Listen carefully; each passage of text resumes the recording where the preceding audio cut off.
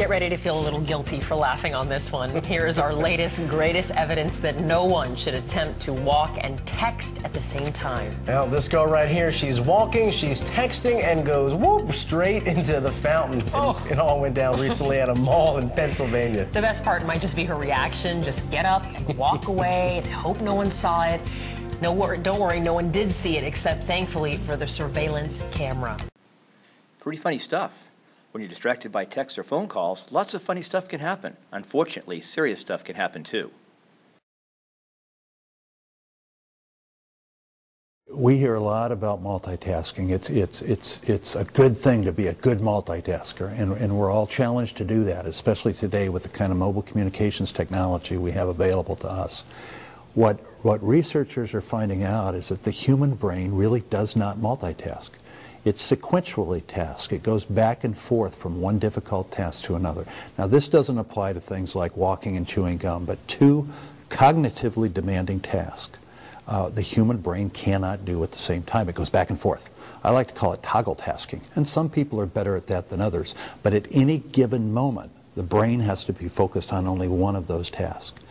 We now know, we never knew this before, we didn't have any reason to know it, but we now know that the act of a telephone conversation, a conversation with somebody who is not in your environment, is more cognitively demanding than we ever dreamed. And we've always known that driving a vehicle is cognitively demanding.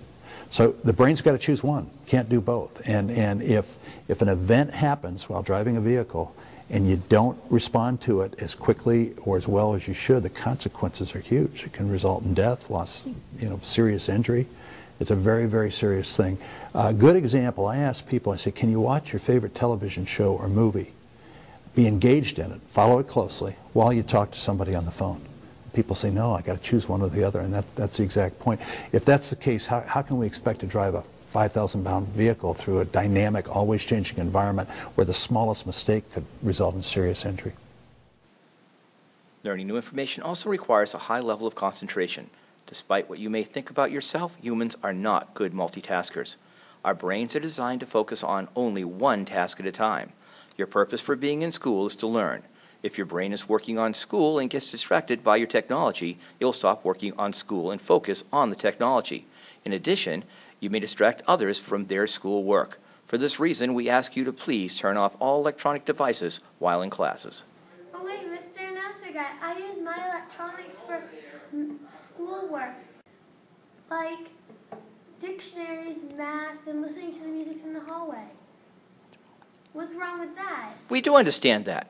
Remember that the policy says that you can use your mobile technology devices with teacher approval for academic purposes, but playing Temple Runner while you're supposed to be translating the Iliad into Latin is neither academic nor approved. What about music in the hallways? Oh yes, that is now permissible, but remember, one earbud only. One ear must be uncovered so that you can hear any instructions, emergency or otherwise.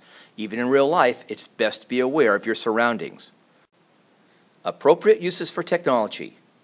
One earbud in the halls. One ear must remain uncovered at all times for safety. Teacher-approved academic uses only for electronic devices in class in order to be responsible for your own learning.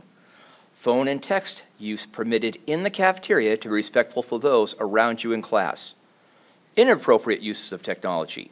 Covering 2 ears in the hallways listening to music is not safe. Listening to music during lectures and group activities is not responsible. Texting during class is not responsible. Interrupting anyone's academic learning time with loud vibrate or ring is not respectful. But wait, what if we're using our technology at inappropriate times in inappropriate ways? In most cases, on your third offense, that is, the third time you use electronics in class without teacher permission, there will be disciplinary consequences. You can see the rules on page 29 of the Student Handbook.